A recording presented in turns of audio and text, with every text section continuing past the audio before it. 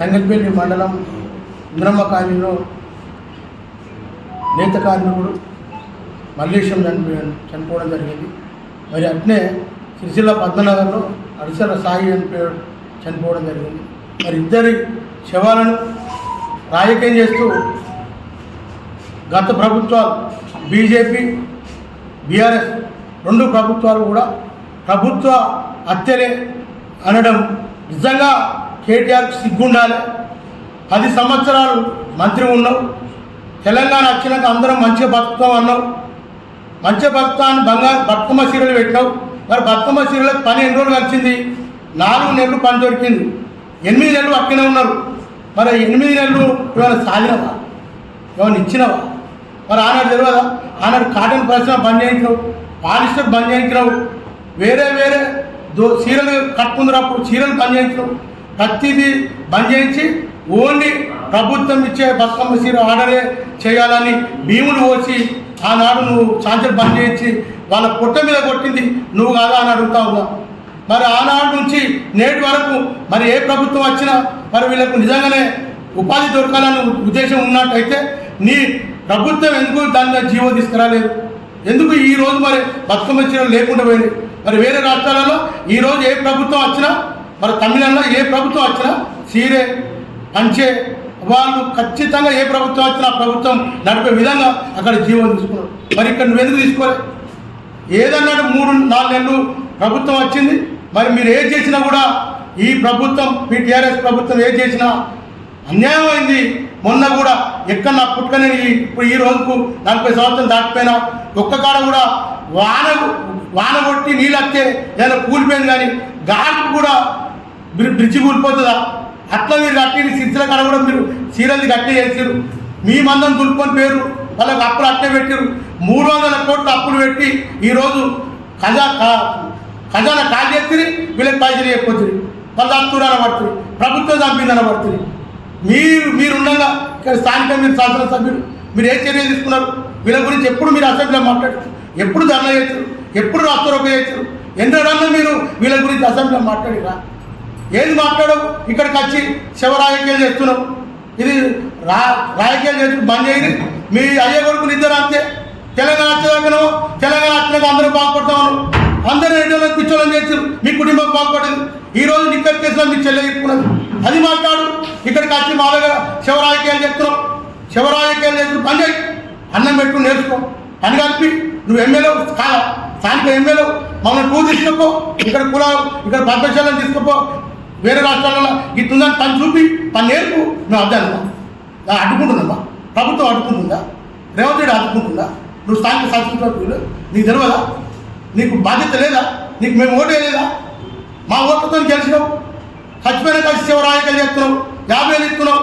మరి గతంలో నువ్వు 10 సంవత్సరాలు ఎన్నడాలను నువ్వు ఈ రకంగా మారుతాం, తీర్చినాను ఈ రకంగా చేద్దాం, ఈ బతుకులు ఇట్లా మారుతామన్న ఆలోచన నీకు ఎందుకు రాలేదు?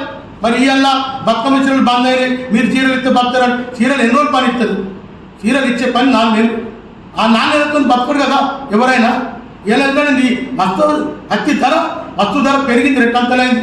ఇలా జిఎస్టీ కేంద్రం వైపు జిఎస్టీ వస్తుంది. జిఎస్టీ 3 ఒక్కటే ఉత్పత్తి మీద 4 రకాల జిఎస్టీ వచ్చినాక ఎక్కడ భారతదేశంలో అన్ని రాష్ట్రాల్లో ఈ సంక్షోభం ఉన్నది నేత కార్మికుల మీద. ఈ రాష్ట్రంలో ఉన్నదా? మరి అక్కడ పోయి ఇక్కడ మాట్లాడే బీజేపీ ఆ రాష్ట్రంలో రాజు మాట్లాడదాం, అక్కడ మహారాష్ట్ర పోదాం, గుజరాత్ పోదాం, అంతటా చూద్దాం. అక్కడ కూడా మీరు ఎట్టున్నది, మరి ఇక్కడ ఎట్టున్నది మీరు అక్కడ చూసి ఇక్కడ మాట్లాడు. మీరే గుజరాత్లో పద్మశాలకి ఎన్ని వస్తున్నాయి, మరి ఇక్కడ ఎందుకు వస్తలేదు? ఆ విషయం బండి సంజయ్ మాట్లాడాలి. ఇక్కడ స్థానికంగా ఎమ్మెల్యే ఉన్నామో కూడా అక్కడ తీసుకొని ఇక్కడ మాట్లాడాలి. అవి కండ తెలియదు, దానం తెలియదు, దాన్ని అంచు తెలియదు. ఎట్లా మాట్లాడతారు మీరు? భీములు అంటే ఏంది, భీములు ఇప్పుడు ఏంది, వైపాన్ ఏంది, ఇవన్నీ తెలుసుకోవాలి. ఎందుకంటే అక్కడికి ఇక్కడికి ఎందుకు నడతలేదు, మరి ఇక్కడ ఎందుకు ఆత్మహత్యలు అవుతున్నాయి? దాని మీద మీరు ఒక్కసారి ఆలోచన చేసి మీరు సిరిసిల్లకి వచ్చి మాకు చెప్పాలి. మీరు ఇట్లా మారుడి, అప్డేట్ కాదు, మేము రూములు మార్చురి, మీరు కూడా డెవలప్మెంట్ కాదు అని ఆలోచన చెప్పాలి. కానీ సాగు మీద చచ్చిపోయిన వాళ్ళ మీద రాజకీయాలు చేసుడు బంద్ చేసి వీళ్ళు చావకుంటే ఎట్లా చేద్దాం, వీళ్ళు ఎట్లా అభివృద్ధి చెందాలి అని ఆలోచన మీద పెట్టుకుని దానికి రాష్ట్ర ప్రభుత్వం కానీ ఇక్కడ సిరిసిల్ల పట్టణంలో మేమందరం కూడా మేము రాస్తాం. ఎందుకంటే మాకు కూడా అభివృద్ధి కావాలి, ఆదాయం కావాలి. ఎందుకు చచ్చిపోతాడు మనిషి? ఒక మనిషి కావాలని ఇవ్వడానికి వస్తాడా? ఎవడు కావాడు? ఎందుకంటే ఆయనకి ఉన్న అవసరాలు అటువంటి ఉన్నాయి కనుక ఇక్కడ పని లేదు కనుక ఈ పని బంద్ చేసింది కూడా కేటీఆర్ కనుక మీరు మళ్ళా ఉత్పత్తి చేసే విధంగా మీరు ప్రభుత్వాన్ని ఒప్పియాలి. కానీ మీ శివరాజకీయాలు చేతులు బంద్ చేయాలని నేను కేటీఆర్ గారిని కోరుతాను. రోజున ఇద్దరు నేత కార్మికులు చనిపోవడం జరిగింది. దాన్ని ఈ బీఆర్ఎస్ బీజేపీ ప్రభుత్వం ఏం చేస్తున్నారంటే శివరాజకీయం చేస్తున్నారు. శివరాజకీయం ఎట్లా అంటే బీజేపీ ప్రభుత్వం ప్రతి ఒక్క దాని మీద GST 5% నుంచి 12% వరకు చేసింది. ఆ నేత కార్మికులే కానీ ప్రతి ఒక్కరు ఎలా బతుకుతారు? రుద్రమాదేవి గారు మిల్లనే అడుగుతున్నాను, ఒకసారి చెప్పండి. మీరు ఒక పోగు తెలుసా మీకు? కండ ఎట్లా చూడతారు తెలుసా? పార్పిన్ ఎట్లా నడుస్తుంది? సైజింగ్ ఎట్లా నడుస్తుంది? కాటన్ ఉత్పత్తిదారులను మీరు ఏం చూసిండ్రు? వాళ్ళ గురించి మీకేమన్నా తెలుసా? ఏమైనా ప్రభుత్వాన్ని ఆడిపోసుకోవడమే కాదు, మీరు ప్రతి ఒక్కటి తెలుసుకోండి. మీరు ఒకటి ఇంకొకటి ఇక్కడ కాకతీయ టెక్స్టైల్ పార్క్ ఉంది, ఇక్కడ రావాల్సినది వరంగల్ తీసుకుపోవడం జరిగింది. ఎంపీ బండి సంజయ్ గారు ఇక్కడ రావాల్సింది ఎందుకు తీసుకొని పోయినరు? నేత కార్మికుల చావులకు కారణం అని అంటున్నారు కదా, ఇక్కడ నుంచి అక్కడికి ఎందుకు తీసుకుపోయినరు? ఇక్కడ నేత కార్మికులు చాలా మంది ఉన్నారు, వీళ్ళకు ఉపాధి కల్పించాలన్న ఉద్దేశం ఉన్నప్పుడు ఇక్కడనే రావాల్సింది, అటెందుకు పోయింది? ప్రతి ఒక్క కార్మికుడు 100 మంది కాదు 1000 మంది బతికేవాళ్ళు ఇక్కడ కార్మికులు.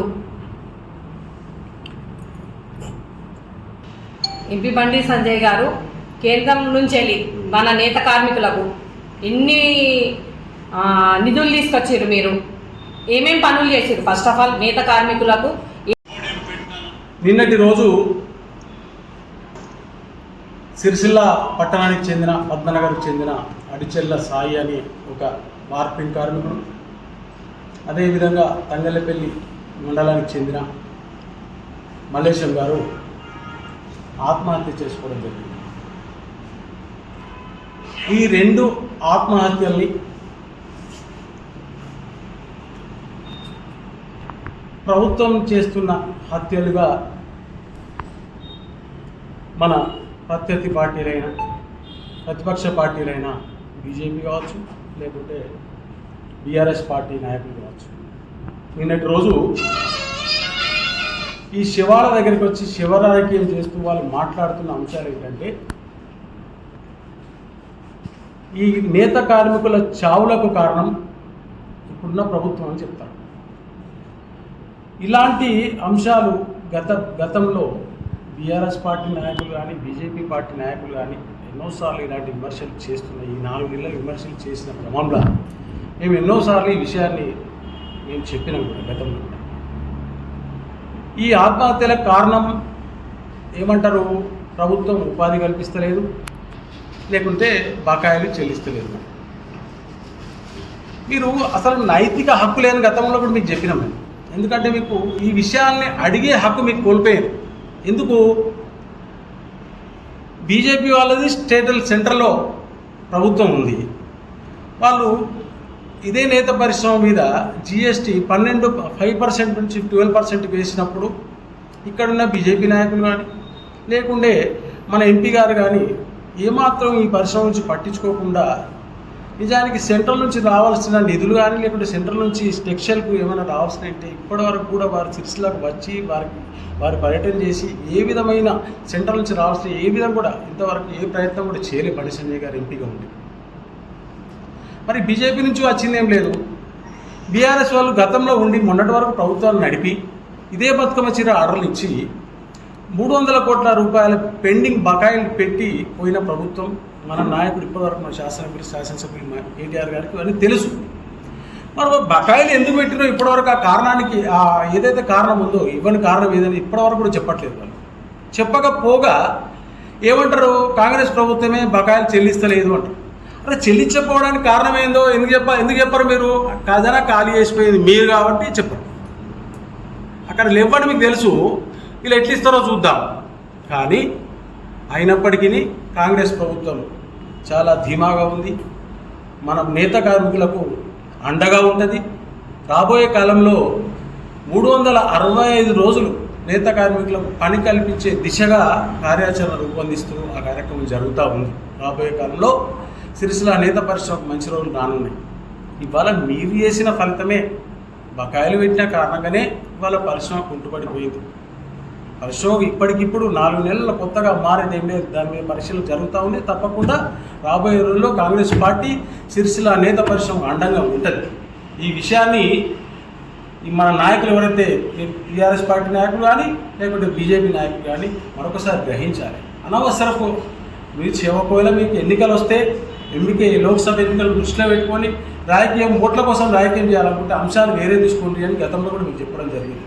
మీరు వేరే అంశాలు తీసుకోండి. మానవతా దృక్పథంతో మీరు చేయగలిగిన సహాయం వాళ్ళకి చేయండి, తప్పులేదు. కానీ పరిశ్రమను ఏదైతే సమస్యను జటిలం చేసి పరిశ్రమకు ఉపయోగపడకుండా చేసే కార్యక్రమం మాత్రం చేయొద్దని మరొకసారి మేము కాంగ్రెస్ పార్టీ పక్షాన హెచ్చరిస్తున్నాం.